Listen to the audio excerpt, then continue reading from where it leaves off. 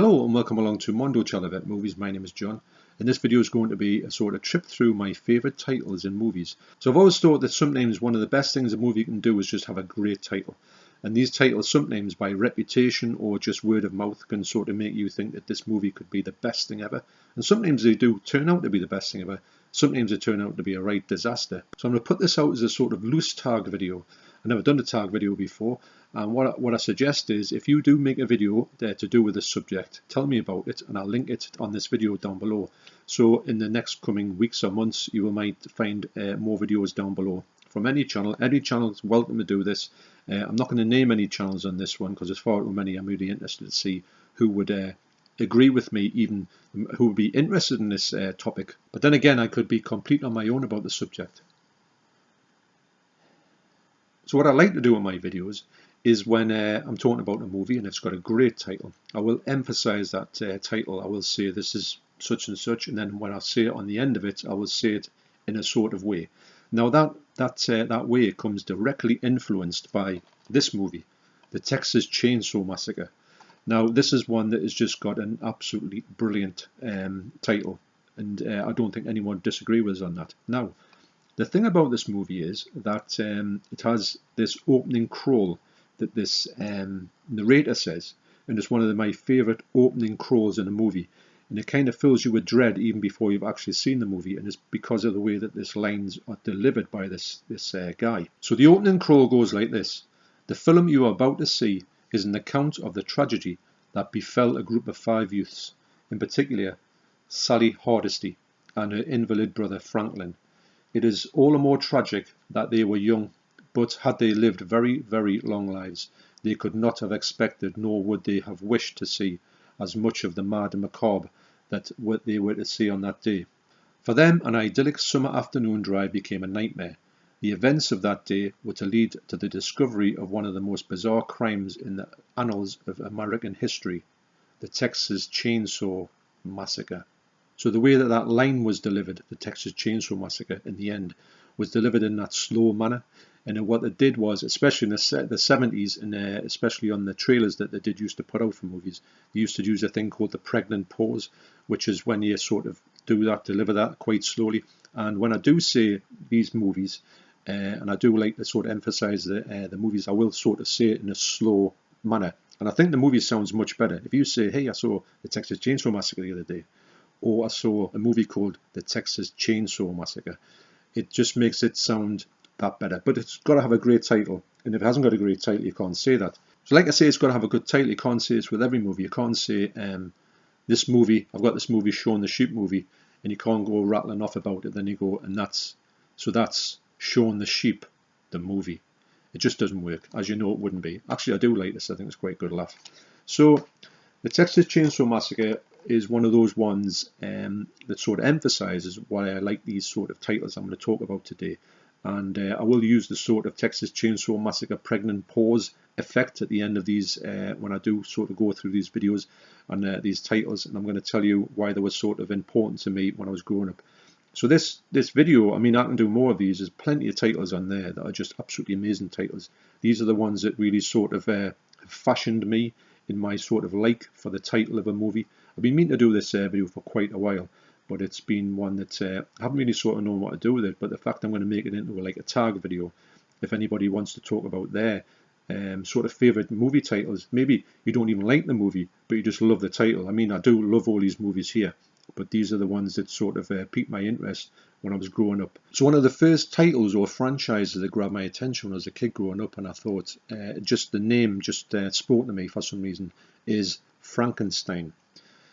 Now, I love these movies, and this edition here has all the Frankenstein Universal movies on it. I hope these come out in 4K soon. And they have Frankenstein, the Bride of Frankenstein, Son of Frankenstein, the Ghost of Frankenstein, Frankenstein meets the Wolfman, the House of Frankenstein, the House of Dracula, and also Abbott and Costello meet Frankenstein. But yes, of course, Frankenstein that's not Frankenstein, that's Frankenstein's monster. Everybody knows that, or everybody gets confused by that, as I did for a long time. I would always say, I'm going to watch the Frankenstein movie tonight. I mean, just when you're a kid, you just associate this person as Frankenstein. And it's just a testament to how good the movie is that just this name just sort of resonates. And the whole name of it, Frankenstein, if I see anything that has anything to do with the Frankenstein movie, it could be like the worst movie ever made, but it's got Frankenstein in the title. I do sort of want to see this movie.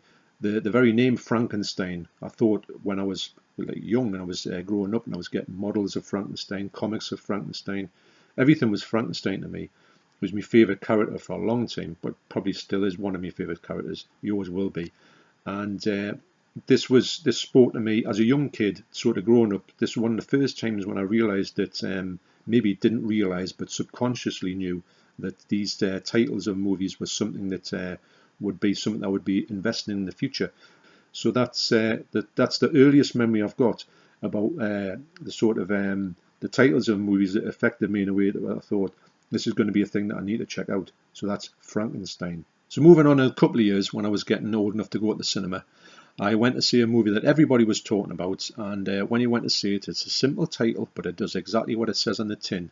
That movie is Jaws. Now, this movie petrified me, as it probably petrified everybody who went to see this, children or adults. Yes, it was a PG when it came out, or an A, and I just could not believe what you were seeing in here. This movie was next level, sort of frightening gore to me as a 7-year-old, and but it was amazing. I loved it, and loved it ever since. But the title itself, Jaws, is still quite a sort of a nasty title in a way. It does exactly what it says in the tin. It just says that Jaws, and it this is what you're going to see in this movie. I think that they couldn't have picked a better title for this movie. I don't think that there's nothing I can think of that would top it. It's just a very simple thing. It does sort of bring home what you're going to see in this movie about this shark and this teeth and everything. It's sometimes the most simple titles are the best titles, but it's a one today when you say to somebody, "Oh, did you see?" When you see like a young person now and you say, "Have you seen this? Have you seen that?" when they're growing up, and you mention a movie called Jaws, it gets their attention. They say, "No, I haven't, but I think I need to see that movie." And I think this is getting back to sort of Frankenstein and things like that. When you think that you've heard a title, sometimes you'll run these titles past people, and I mean, obviously you wouldn't go to someone too young and say, "Do you want to watch Jaws?" But when you get to somebody who's sort of like 9 or 10 and you say, "What about Jaws?" it's one that you kind of think, if they don't know anything about it, they'll sort of like start to like think things in their own mind. And that's another thing about these movies here. A lot of them are going to be the movie might not give you anything away. This kind of does, but the movie might not give you anything away about what is in the movie. But the title itself makes you think, "I've got to see that movie." And sometimes you'd sort of like make up your own minds what could be in it, and you couldn't be further from the truth. But anyway, this is sort of my first real big movie when I thought there's more to titles than meets the eye. But this title here was and still is quite frightening. That's Jaws. So another film that came out at the same time as a movie that I couldn't see because it was a double A, which equates to a 15 these days, and I was only 7. But I do remember seeing the poster and thinking to myself, what on earth can this be? And then, of course, the title as well just said it just kind of made it out to be something I didn't know what it could be, but I knew I liked the idea of it. I had all these fantasy ideas in my mind, but it was probably quite true to what it was. But the film was Rollerball. Now, this was out in 1975. Like I say, I used to see the poster as I was walking past this shop, the DJ's Records in Whitley Bay, all the time. Now, as a side note, as you know, I got the poster sent to me from John Clancy, a movie collector, linked to his channel down below. And that was my favourite movie poster of all time, so I can't thank him enough for that. And it is going on the wall somewhere, although I don't know where yet. So imagine a young 7-year-old seeing this poster in this shop and reading this: "In the not too distant future, wars will no longer exist, but there will be Rollerball." So yeah, so this one was one that really took my notice. And also this font here, this font is absolutely brilliant. I love this font. And this is another one that I sort of grew up on, and it was one of the titles that it lived up to its name when I saw it. It took us a while to sort of understand it because it's not out and out action, but there's a lot more to it than that. But I did find myself thinking that the name did fit the movie, so that's Rollerball. So fast forward a couple of years, and I remember being in the car, and a bus went by, and on the advertisement on the side said this film, and I looked at it and I thought, what on earth can that film be about? And it was just a very simple title, and I thought to myself, I just really wanted to see this movie. And luckily enough, I could see it because I was just about the right age to sort of either go into it or sneak into it. I think it was a double A, it might have been an A, I think it was a double A. And I did manage to get in there with my friends, and I thought this movie was one of the best movies I ever saw. And it has been one of my favourites ever since, and it is The Elephant Man. Now, everybody knows how much I like this movie, but the title of it is just so incredible. And I remember hearing that David Lynch was offered some movies to do, and they had some on the table, some like scripts of it.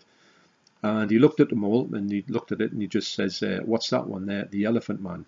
And he said, "We're going to tell him what it was," and he said, "Don't tell us I want to do it, because any movie with a title called The Elephant Man," he didn't know anything about the true story of Joseph Merrick, but he thought, right, this is something I need to do. So he's done it. He's done a spectacular version with this film. This film is like a classic in its time. It's one of the best movies I've ever seen. It's in my top 10. So yeah, so The Elephant Man, it was one of those movies where I just saw the name of it because it just stood out on the back of a bus, and it's like something you'd never seen at this time. And to be honest, I thought, is this a superhero? I didn't know, because there hasn't really been a title or a film like it ever since. So this one was another one that when I saw it, I thought, I've got to see this movie purely off the title, and the film did live up to it, the title and sort of beyond. But this one today, when you talk about movies and you talk about The Elephant Man, there's a lot of people who have seen it or know about the movie, and I think they probably, even if they don't want to see it, because it is quite like heartbreaking at times, they will know of the film and they'll know of the person who's called the Elephant Man. So yes, so this was another one of the first ones where I thought, right, I definitely have to see this movie, and I could have saw it, and it lived up to its expectations. So that's The Elephant Man. So that was my sort of formation in liking titles to movies. And sometimes the movie had to have a good title. If there was a movie that was like a sort of really poor title, I wouldn't go and see it. I wouldn't want to go and see it. But sometimes those movies could be absolutely spectacular, but the title just didn't do it for me. So there's a few movies out there that defy description, so they've got to have a title that grabs you or defies description as a title. And there's plenty out that I could sort of go to on these shelves, but I picked up a couple here that are just sort of quintessential to that. And when you see the movie, you will know that this title is completely, even though it's a very small part of the movie, it perfectly sums up this movie. And this movie is Eraserhead. Now, the whole way that it sounds, Eraserhead, just sounds brilliant. In fact, there's a band called Eraserhead, and it just, what a title. It does refer to the fact that is it a dream sequence? I don't know. I can't even describe what this movie is. The hero here, Henry, he gets some erasers made out of his brain put on the end of pencils. Yes, it's crazy, but I wouldn't like to have this movie any other way. I don't even know what this movie is. I don't know what it's about particularly, but I don't care because it's just such a visual treat. And you could say it's a really good horror film as well, because it's got horror aspects in it. But yeah, but of course, when you hear a movie called Eraserhead, if you're looking through the TV magazine and you see all these ones like Doctor Who or James Bond, and it's sort of like run of the mill, and this one is on like probably late at night, Eraserhead, you say, I'm definitely watching that. And this one didn't disappoint as well. So this one here, I didn't know anything about it till I saw it on the TV, but it's a funny movie as well, because if you mention it to people and say, have you seen Eraserhead? A lot of people will say, no, that's a load of rubbish. I'm not watching that rubbish. But they've heard of it. They've heard the fact that this movie exists, which is a testament to the title. They probably know the title more than they do with the movie. But I think Eraserhead is quite well known because of the great title that it's got. And if you haven't seen this movie, you've got to see this movie. You will never understand it, but it's not about that. That's Eraserhead. So in my eyes, this next movie has the best title ever. It's one of those ones where you look at it and you think, what on earth can this be about? A bit like Eraserhead, a bit like Rollerball or The Elephant Man. It's one of those ones where you kind of sort of thinking, your mind sort of plays tricks because it doesn't really give anything away by the title. And I did love the book. I still love the book. It's my favourite book of all time. And that movie is A Clockwork Orange. Now, the thing is, with the title of a film called A Clockwork Orange, I mean, the thing I was thinking about when I first heard about this, I heard about the movie before I heard about the film, before I've heard about the book. This just gets you just say, what on earth can they make a movie, Clockwork Orange? If you take it literally, it can't be about a Clockwork Orange. It's obviously got to be some kind of reference to something.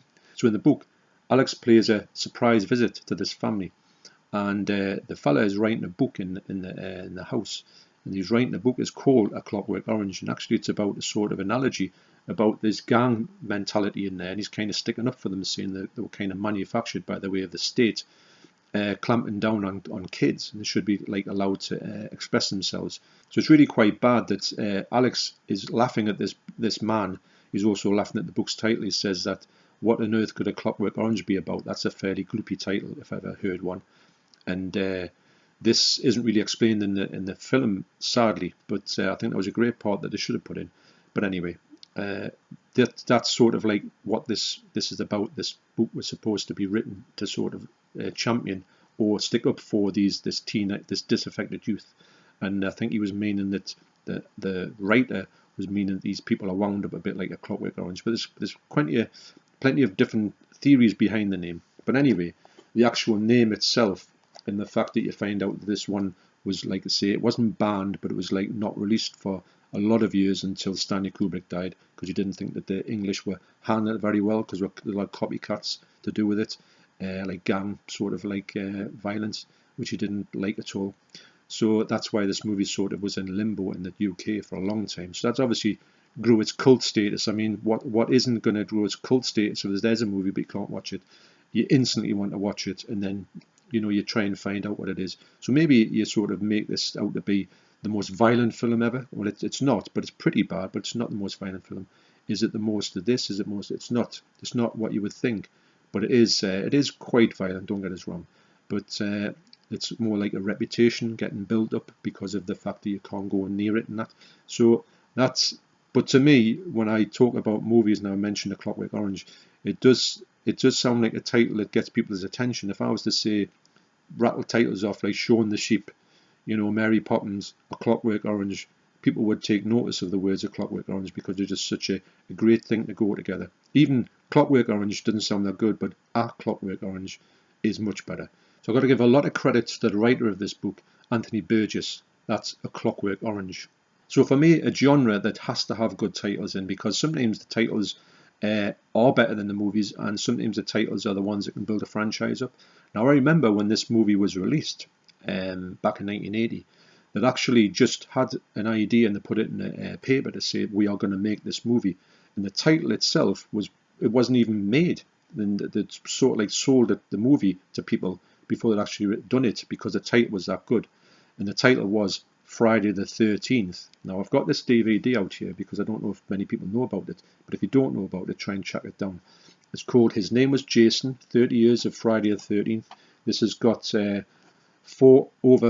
there's a 2-disc set, over 4 hours of extras, just extras. I mean, it's got everything you would ever want to know about Friday the 13th, along with Crystal Camp Memories. That's an absolutely brilliant one as well. But the title itself, Friday the 13th, that just, well, everybody knows about that day. It's and everyone talks about it. If something goes wrong, they go, no, it's not Friday the 13th, is it? So that was their work on a winner before they even started. I mean, a lot of people copycatted that, graduation day and all that type, everything, Easter this and bank holiday that and Christmas, whatever. Try and get a hold of this one, because I think it kind of slips from the radar for people. I don't think it's got a Blu-ray release. So that's Friday the 13th, kind of. So as much as Friday the 13th is one of the best horror titles I've ever heard, actually, and it beats a lot of them down, there's one that it will never beat, and that is The Exorcist. Now this one here, just the title itself, The Exorcist, is just such a nasty title. Where it's like a foreboding title. It makes you think, what on earth could this be? But to be honest, it's same with Friday the 13th. You're kind of scared before you even go in there, because the title's that good. There's a lot of good horror movie titles out there. In fact, I will do another one with just horror movie titles in it that I find to be just absolutely brilliant, and they do sort of fill you with dread. I like a good title that gets you sort of worked up before you even see the movie. And this one got a massive reputation as well. So when he was saying The Exorcist for the first time, I think it become a bit of a rites of passage, and also it became something that was built up. Maybe you didn't get frightened as much as you thought you were. I did think that this movie did deliver on every aspect of me. I did find it to be really genuinely scary, and I can't imagine what people thought of it in 1973 when they went to cinemas to see this, because this movie would have been like nothing on earth when it came out in 1973. Wow. But it's an absolute classic, and it's got to get a 4K. It's got to come out in 4K next year, because that's going to be its 50th anniversary. I mean, it would just be a no-brainer to do that, and I hope they do an amazing job on it, because this one looks pretty good in Blu-ray, if I'm honest. How many times have you been walking down the aisles and you'll see a title pop out at you, and you'll have to check it out just purely on the title? The film might be a load of trash, but if it has a good title, it's if some filmmakers are watching, not they're going to watch this, but if some filmmakers are going to want to know how they're going to get people, get themselves a good title, and you're halfway there. So if you do make a video, don't forget to tell us about it. I will drop a link to it, your video down in the link down below, and that means that people who are watching this video can maybe watch your videos and see what people's thoughts are on this subject. So thanks for watching, you take care, and I'll see you on the next video. Cheers.